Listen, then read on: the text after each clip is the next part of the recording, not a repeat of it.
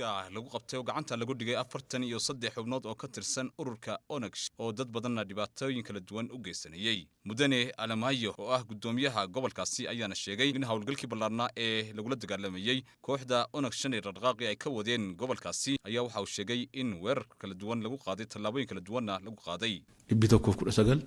waraana baawshane rukutame kadu utay jirachu 119 xubnood oo ka tirsan ururka Onex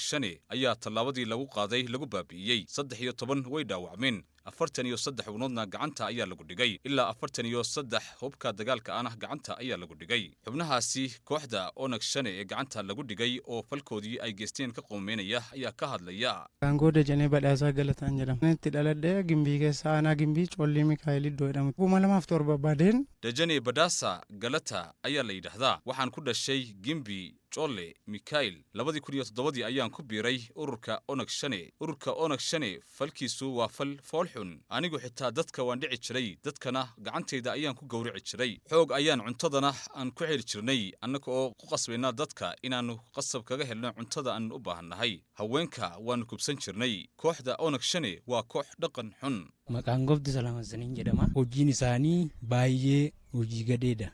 Abdusalaam Xassan ayaa la yiraahdaa falkooda waa fal foolxun oo xumaan ku sifoobay Onex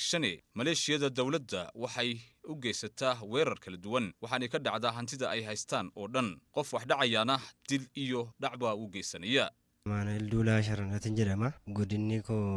Gimbira aanan ko Beekida Amanuel Jula Charnat ayaa la yiraahdaa Beeki ayaan ku dhashay guud ahaan kooxda Onex waa koox xumaan ku sifooday oo xumaan ku dhaqaaqda dhalinyarada oo haddaba falkaasi ay geysteen ka qoomameynaya ayaa ku baaqaya in ay dhalinyarada kale ee la midka ah ay ka taxadaraan falalka noocaasi oo kala sida ay sheegayso warbixinta aanu ka helnay wakaaladda warbaahinta deegaanka Oromia ee OBN.